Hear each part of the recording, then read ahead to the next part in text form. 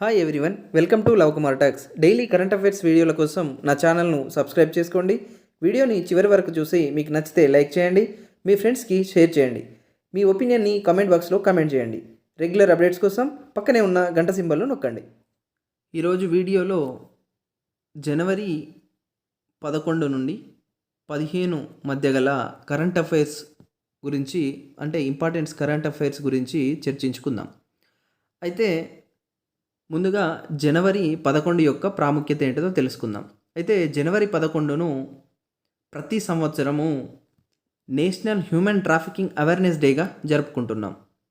మనుషుల అక్రమ రవాణా బాధితుల దుస్థితిపై అవగాహన పెంచడం, అదేవిధంగా వారి హక్కులను ప్రోత్సహించడం, రక్షించడం ఈ రోజు యొక్క ముఖ్య లక్ష్యం. అయితే జనవరి నెల మొత్తాన్ని ప్రతి సంవత్సరము జాతీయ బానిసత్వం మరియు అక్రమ రవాణా నిరోధక నెలగా గుర్తించడం జరిగింది. 2007 సంవత్సరంలో జనవరి 11వ తేదీని జాతీయ మానవ అక్రమ రవాణా అవేర్నెస్ డేగా నిర్ణయించే తీర్మానాన్ని యునైటెడ్ స్టేట్స్ యొక్క సెనేటు ఆమోదం తెలిపింది.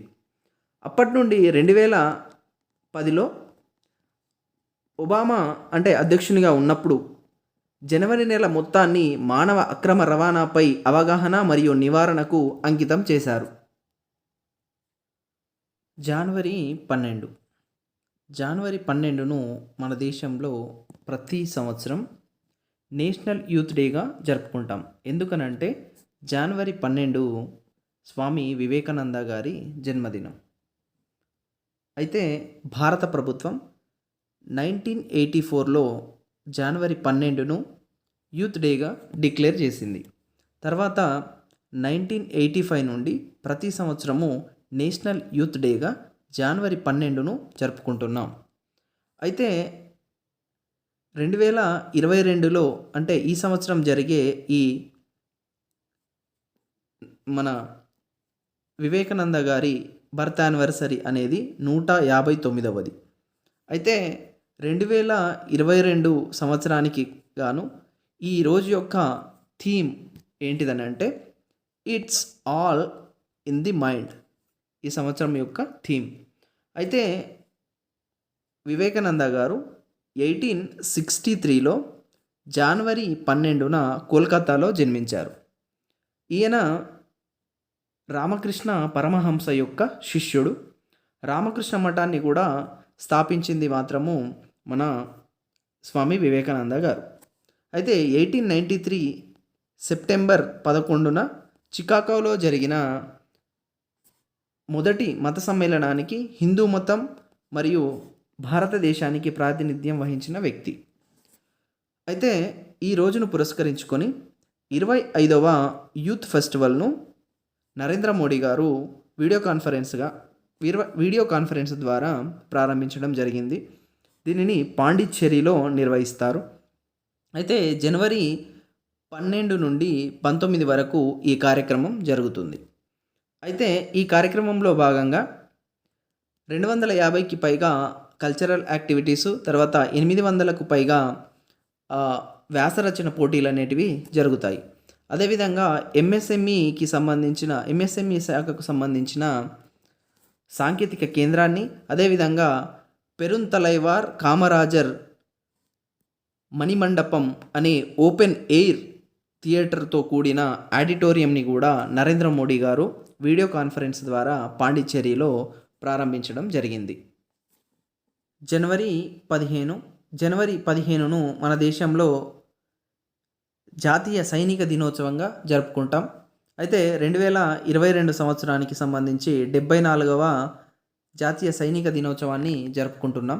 అయితే ఈ రోజు యొక్క ముఖ్య ఉద్దేశం ఏంటిదంటే దేశాన్ని మరియు పౌరులను రక్షించడానికి తమ ప్రాణాలను త్యాగం చేసిన వీర సైనికులకు వందనం చేయడానికి భారతదేశంలో ఆర్మీ డేని ప్రతి సంవత్సరము జనవరి 15న నిర్వహిస్తున్నాం. అయితే జనవరి 15నే ఎందుకు నిర్వహిస్తున్నామనంటే మన ఆర్మీ చీఫ్ అయినటువంటి కెఎం కరియప్పన్ గారు 1949 జనవరి 15 తారీఖు రోజున బ్రిటిష్ ఆర్మీ జనరల్ అయినటువంటి బుచెర్ నుండి ఆర్మీ బాధ్యతలను స్వీకరించారు ఈరోజే. సో దీనికి గుర్తుగా ప్రతి సంవత్సరం ఈ రోజును ఆర్మీ డేగా జరుపుకుంటున్నాం. అయితే యుఎస్, రష్యా మరియు చైనా తర్వాత భారత్ ప్రపంచంలోనే అత్యంత శక్తివంతమైన మిలిటరీలలో ఒకటి. అయితే భారతదేశం యొక్క అంటే భారత సైన్యం యొక్క నినాదం ఏంటిదని అంటే సర్వీస్ బిఫోర్ సెల్ఫ్. అయితే ఈ సైన్యం యొక్క లక్ష్యం ఏంటిదని అంటే భారత జాతీయ భద్రత మరియు జాతీయ ఐక్యతను కాపాడడం, తర్వాత దేశ దురాక్రమణ, అంతర్గత బెదిరింపుల నుండి దేశాన్ని రక్షించడం మరియు దేశం యొక్క సరిహద్దులలో శాంతి భద్రతలను కాపాడడం. అయితే జై జవాన్ జై కిసాన్ అనే నినాదాన్ని 1965లో భారత ప్రధాని అయినటువంటి లాల్ బహదూర్ శాస్త్రి గారు ఇచ్చారు. అయితే ప్రస్తుతము 28వ ఆర్మీ చీఫ్ ఆఫ్ స్టాఫ్గా జనరల్ మనోజ్ ముకుంద్ నరవానే గారు వ్యవహరిస్తున్నారు. ప్రధాని నరేంద్ర మోడీ గారు జనవరి 5న పంజాబ్ పర్యటన నేపథ్యంలో బటిండా ఎయిర్పోర్ట్ నుండి ఫిరోజ్పూర్ వెళ్లే దారిలో ఫ్లైఓవర్పై 15 నుంచి 20 నిమిషాలు మోడీ గారి కాన్వాయ్ని కొందరు అడ్డుకోవడం జరిగింది. ఈ సంఘటన నేపథ్యంలో సుప్రీంకోర్టు ఒక కమిటీని ఏర్పాటు చేయడం జరిగింది. అయితే ఈ కమిటీకి హిందూ మల్హోత్రా గారు చైర్మన్గా వ్యవహరిస్తారు. ఈమె సుప్రీంకోర్టు మాజీ న్యాయమూర్తి. ఈమెతో పాటు 4 సభ్యులు ఈ కమిటీలో మెంబర్స్గా ఉంటారు. పంజాబ్ హర్యానా హైకోర్టు యొక్క రిజిస్ట్రార్ జనరల్, తర్వాత చండీగఢ్ యొక్క డీజీపీ, నేషనల్ ఇన్వెస్టిగేషన్ ఏజెన్సీ యొక్క ఐజీ, తర్వాత పంజాబ్ అదనపు డీజీపీ ఇందులో సభ్యులుగా ఉంటారు. ఈ కమిటీని సుప్రీంకోర్టు సిజేఐ అంటే ప్రధాన న్యాయమూర్తి జస్టిస్ రమణ, అదేవిధంగా ఇతర న్యాయమూర్తులైనటువంటి జస్టిస్ సూర్యకాంత్, తర్వాత జస్టిస్ హిమా కోహ్లీ గారు నియమించడం జరిగింది. అయితే ఇప్పటికే జనవరి 6న పంజాబ్ గవర్నమెంటు ఒక కమిటీని ఏర్పాటు చేసింది. ఈ సంఘటన నేపథ్యంలో ఈ కమిటీలో అంటే పంజాబ్ గవర్నమెంట్ ఏర్పాటు చేసిన కమిటీలో మహతాబ్ సింగ్, ఈయన రిటైర్డ్ న్యాయవాది, ఈయన అంటే న్యాయమూర్తి, ఈయన ఈ పంజాబ్ గవర్నమెంట్ ఏర్పాటు చేసిన కమిటీకి చైర్మన్గా, తర్వాత అనురాగ్ వర్మ అనే అతను ఈ సభ్యునిగా ఉంటారు. అదేవిధంగా కేంద్రం కూడా అంటే కేంద్ర క్యాబినెట్ సెక్రటరీ చైర్మన్గా ఒక కమిటీని ఏర్పాటు చేసింది. ఇందులో 3 సభ్యులు ఉంటారు. ఈ సుధీర్ కుమార్ సక్సేనా కేంద్ర సెక్రటరీ అంటే కేంద్ర క్యాబినెట్ సెక్రటరీ చైర్మన్గా, తర్వాత బల్బీర్ సింగ్ ఇంటెలిజెన్స్ జాయింట్ డైరెక్టర్గా, తర్వాత ఎస్ సురేష్ గారు స్పెషల్ ప్రొటెక్షన్ గ్రూప్ ఐజీగా వ్యవహరిస్తున్నారు. వీరిని ఒక కమిటీగా కేంద్రం నియమించింది. అయితే ఈ 2 కమిటీలను సవాలు చేస్తూ సుప్రీంకోర్టులో ఫిల్లు దాఖలు అవ్వడం వల్ల జస్టిస్ ఎన్వి రమణ మరియు జస్టిస్ సూర్యకాంత్, జస్టిస్ హిమా కోహ్లీ కలిసి ఒక కొత్త కమిటీని, దర్యాప్తు కమిటీని ఏర్పాటు చేయడం జరిగింది. ఈ కమిటీకి హిందూ మల్హోత్రా గారు చైర్మన్గా వ్యవహరిస్తారు. అయితే హిందూ మల్హోత్రా గారు 2018 నుంచి 2021 వరకు సుప్రీంకోర్టు న్యాయమూర్తిగా పనిచేశారు. అయితే 2007 వరకు ఈమె న్యాయవాదిగా పనిచేయడం జరిగింది. అయితే సుప్రీంకోర్టుకి న్యాయమూర్తిగా నియమితులైన మొదటి మహిళ, అయితే అంటే నేరుగా నియామకమైన మొదటి మహిళ, అంటే జడ్జిగా ఉండి నియామకమైన వ్యక్తిగా కాకుండా ఒక న్యాయవాదిగా ఉండి డైరెక్ట్గా సుప్రీంకోర్టు న్యాయమూర్తిగా నియామకమైన మొదటి మహిళగా హిందూ మల్హోత్రా గుర్తింపు పొందింది. ఇస్రో ఇండియన్ స్పేస్ రీసెర్చ్ ఆర్గనైజేషన్కు 10వ చైర్మన్గా ఎస్ సోమనాథ్ గారు నియామకమయ్యారు. ఈయన సీనియర్ రాకెట్ సైంటిస్ట్గా మనందరికీ తెలుసు. అయితే ఈయన నియామకానికి కేంద్ర క్యాబినెట్ కమిటీ ఆమోదం తెలిపింది.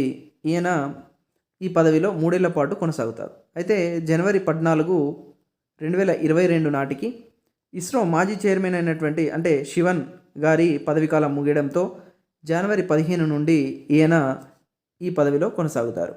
అయితే ఈయన తిరువనంతపురంలోని విక్రమ్ సారాభాయ్ స్పేస్ సెంటర్లో సంచాలకుడిగా పనిచేశాడు. ఈయన కేరళ రాష్ట్రానికి చెందిన వ్యక్తి.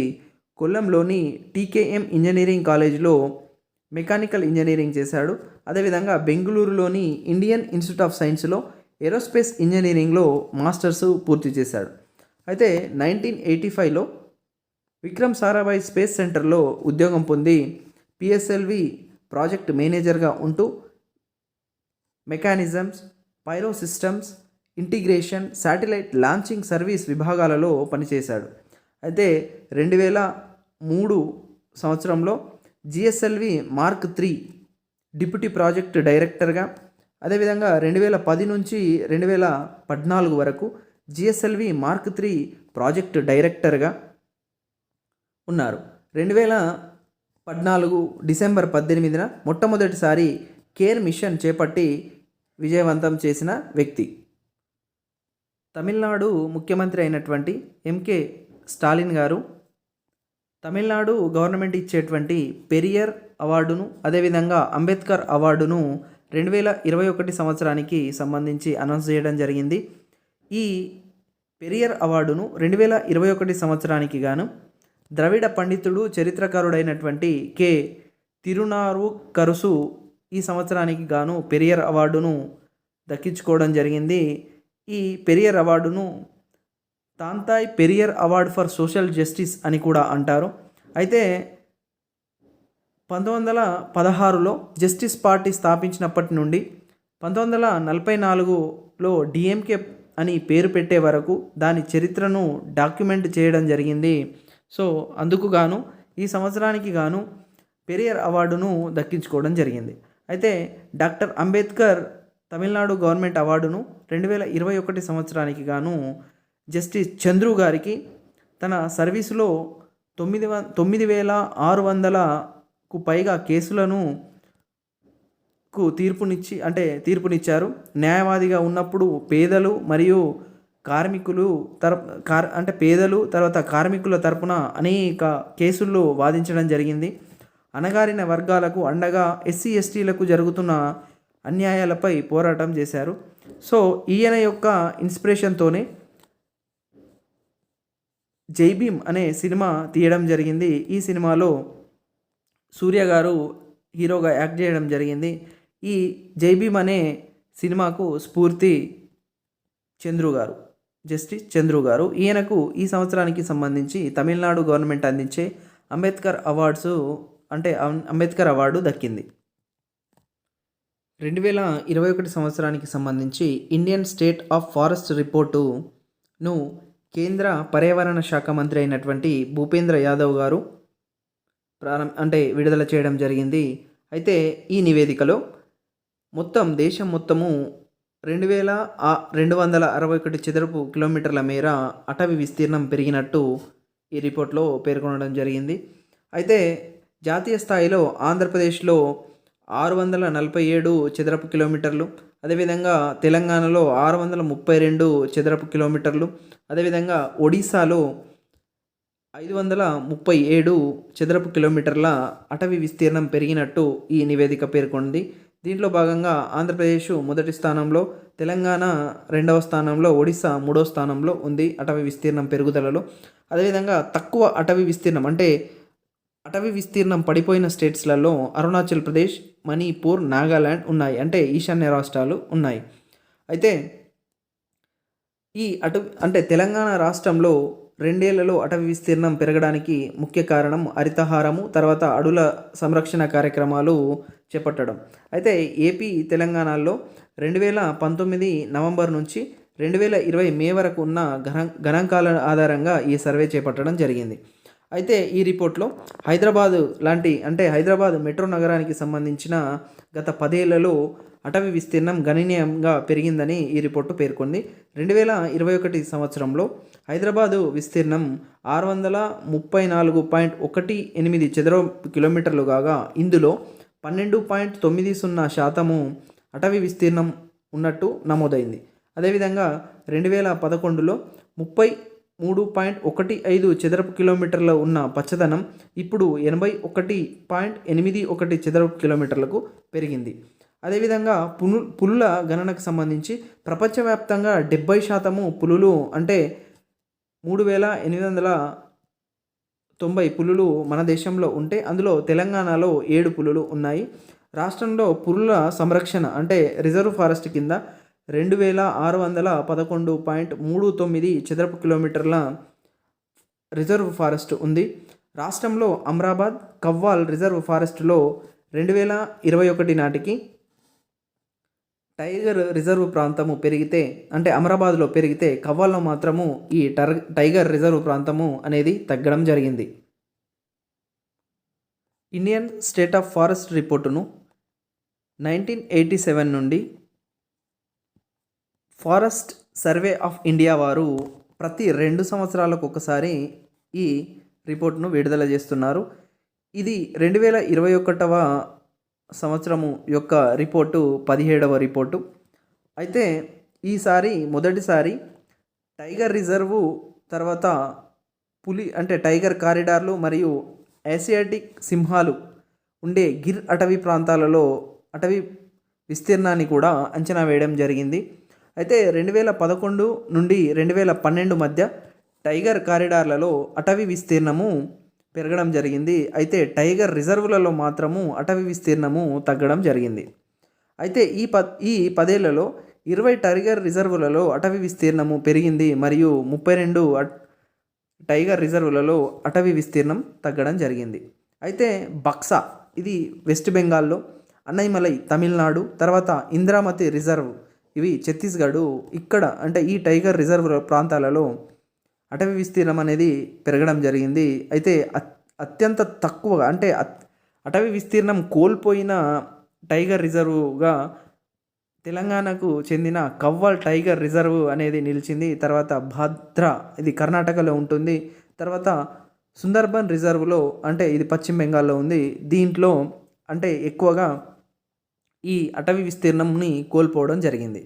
ఓవరాల్గా అరుణాచల్ ప్రదేశ్లో పక్కే టైగర్ రిజర్వ్లో అత్యధికంగా అటవీ విస్తీర్ణం 97% ఉంది. అయితే గత సంవత్సరంలో 1540 చదరపు కిలోమీటర్ల అదనపు కవర్తో దేశంలో అడవులు మరియు చెట్ల విస్తీర్ణం పెరుగుతుంది. అయితే దేశంలో అటవీ విస్తీర్ణం ఇప్పుడు 7,13,789 చదరపు కిలోమీటర్ల మేర ఉంది. ఇది దేశ భౌగోళిక విస్తీర్ణంలో 21.7%. అయితే 2019 సంవత్సరంలో ఇది 21.67%గా ఉండే. అంటే ఇప్పుడు అటవీ విస్తీర్ణం అనేది పెరగడం జరిగింది. అంటే చెట్ల విస్తీర్ణము 721 చదరపు కిలోమీటర్లుగా మేర పెరిగింది. అయితే అటవీ విస్తీర్ణంలో అత్యధిక పెరుగుదల చూపిన రాష్ట్రాలలో తెలంగాణ 3.07%, తర్వాత ఆంధ్రప్రదేశ్, తర్వాత ఒడిశా రాష్ట్రాలు ఉన్నాయి. అయితే ఈశాన్య ప్రాంతాల్లోని 5 రాష్ట్రాలైనటువంటి అరుణాచల్ ప్రదేశ్, మణిపూర్, మేఘాలయ, మిజోరాం మరియు నాగాలాండ్ అటవీ విస్తీర్ణాన్ని నష్టపోవడం జరిగింది అంటే కోల్పోవడం జరిగింది. అయితే ప్రాంతాల వారీగా మధ్యప్రదేశ్ దేశంలోని అతిపెద్ద అటవీ విస్తీర్ణం ఉన్న రాష్ట్రం. తర్వాతి స్థానాల్లో అరుణాచల్ ప్రదేశ్, తర్వాత ఛత్తీస్గఢ్, ఒడిశా మరియు మహారాష్ట్ర ఉన్నాయి. అయితే మొత్తం భౌగోళిక విస్తీర్ణంలో అటవీ విస్తీర్ణం పరంగా మొదటి 5 రాష్ట్రాలుగా మిజోరాం, అరుణాచల్ ప్రదేశ్, మేఘాలయ, మణిపూర్ మరియు నాగాలాండ్ అంటే ఈశాన్య రాష్ట్రాలు ఉన్నాయి. తెలంగాణలోని ఆసిఫాబాద్ జిల్లాలోని కాగజ్ నగర్ డివిజన్ అడవి ప్రాంతాల్లో బార్కింగ్ డీర్ అంటే మురిగే జింకను అంటే గుర్తించడం జరిగింది. దీనిని ఇండియన్ మౌంట్ జాక్ అని పిలుస్తారు. ఇది ఆపద సమయాల్లో తోటి జీవులను హెచ్చరించేలా కుక్కలు మురిగినట్లు మురుగుతుంది. అందుకే దీన్ని బార్కింగ్ డీర్ అని అంటారు. ఈ జింకలు పశ్చిమ కనుమలు, హిమాలయాల్లో ఎక్కువగా కనిపిస్తుంటాయి. అయితే గత 15 సంవత్సరాల క్రితం నల్లమల అడవుల్లో కనిపించిన ఈ రకమైన జింక ప్రస్తుతము ఇప్పుడు ఆసిఫాబాద్ అడవుల్లో కనిపించింది. అయితే రీసెంట్గా ఆసిఫాబాద్కు సంబంధించి బర్డ్ వాక్ ఫెస్టివల్ అనేది జరిగింది. ఇది కాగజ్ నగర్లో, ఆసిఫాబాద్లో డిస్టిక్లోని కాగజ్ నగర్ డివిజన్లో జరిగింది. ఇది జనవరి 8 నుంచి 9 వరకు జరిగింది. అయితే ఈ కార్యక్రమానికి దేశ విదేశాల నుంచి పక్షి ప్రేమికులు, ప్రొఫెషనల్ ఫోటోగ్రాఫర్స్, విద్యార్థులు హాజరయ్యారు. అయితే దీంట్లో భాగంగా పెంచికల్ అంటే కాగజ్నగర్ డివిజన్లోని పెంచికల్పేట్ అటవీ ప్రాంతంలో రాబందుల గుట్ట ప్రత్యేక ఆకర్షణగా నిలిచింది. ఇది రాబందుల గుట్ట అనేది అంతరించిపోయే జాతికి సంబంధించి పొడవు ముక్కు రాబందులకు ప్రత్యేక ప్రదేశం ఇది. అయితే 2019 నుండి ఈ బర్డ్ వాక్ ఫెస్టివల్ని నిర్వహిస్తున్నారు. మొత్తంగా 273 రకాల పక్షు జాతులను ఇక్కడ గుర్తించడం జరిగింది. కెచాయ్ లెమన్ ఫెస్టివల్. కెచాయ్ లెమన్ ఫెస్టివల్ అనేది మణిపూర్ రాష్ట్రంలో జరుగుతుంది. అయితే ఇది 2022 సంవత్సరానికి సంబంధించి కెచాయ్ లెమన్ ఫెస్టివల్ అనేది 18th లెమన్ ఫెస్టివల్. అయితే ఇది మెయిన్లీ నిమ్మ రైతులను ప్రోత్సహించేందుకు ప్రతి సంవత్సరం మణిపూర్లోని ఉక్రుల్ జిల్లాలోని ఖచాయ్ విలేజ్లో ప్రతి సంవత్సరము ఈ పండుగను నిర్వహిస్తారు. అయితే కెచాయ్ లెమన్ అనేది జియోగ్రాఫికల్ ఇండికేషన్ పొందిన జాతి. అదేవిధంగా ఈ సంవత్సరానికి సంబంధించి ఈ కెచాయ్ లెమన్ ఫెస్టివల్ యొక్క మెయిన్ థీమ్ ఏంటిదనంటే organic Kachai lemon for safe environment and rural transformation అనేది ఈ సంవత్సరానికి సంబంధించి ఈ పండగ యొక్క థీమ్. అయితే ప్రస్తుతము మణిపూర్ ముఖ్యమంత్రిగా బీరేన్ సింగ్ గారు ఉన్నారు. అయితే గణేషన్ గారు ఇక్కడ గవర్నర్గా వ్యవహరిస్తున్నారు. అయితే రీసెంట్గా మార్చిలో మణిపూర్లో ఎలక్షన్స్ జరగనున్నాయి. మణిపూర్లో మొత్తము 60 అసెంబ్లీ స్థానాలు ఉంటాయి. అమెరికాలోని మేరీల్యాండ్ మెడికల్ సెంటర్ నిపుణులు పంది గుండెను మనిషికి అమర్చడం జరిగింది. అయితే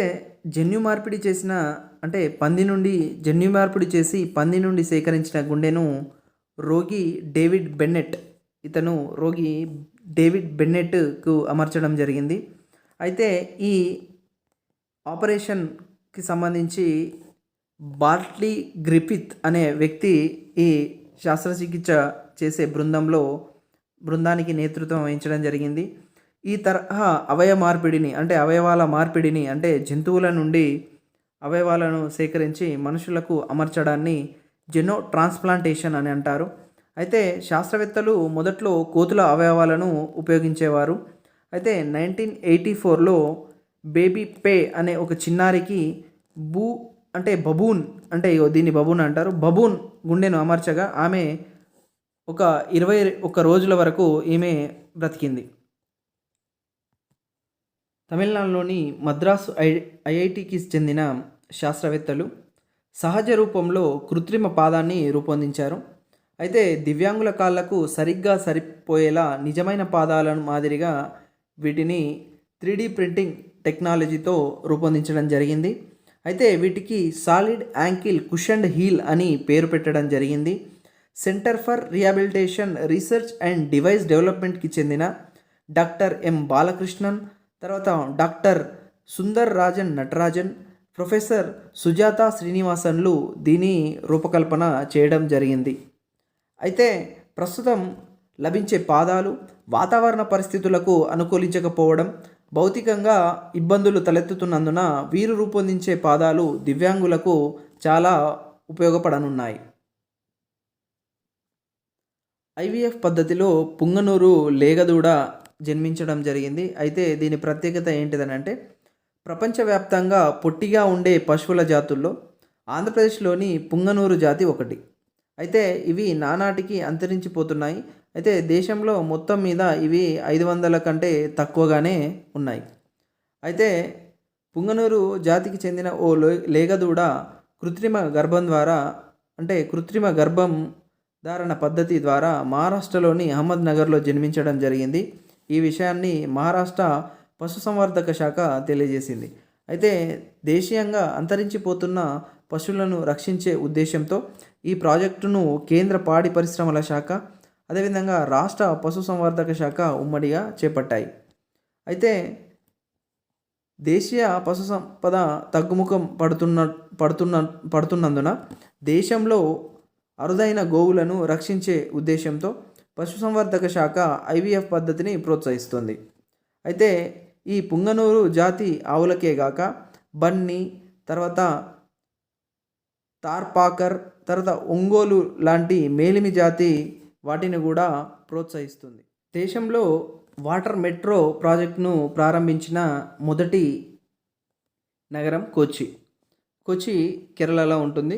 అయితే డిసెంబర్ 2021లో దేశంలో మొదటి ఎలక్ట్రిక్ బోట్ను ప్రారంభించిన రాష్ట్రం కూడా కేరళ. అయితే ఈ బోటు 23 బ్యాటరీలతో నడుస్తుంది. దీనిని ముజిరిస్ అనే పేరు పెట్టారు దీనికి. అయితే దీనిని కొచ్చిన్ షిప్యార్డ్ లిమిటెడ్ వారు తయారు చేయడం జరిగింది.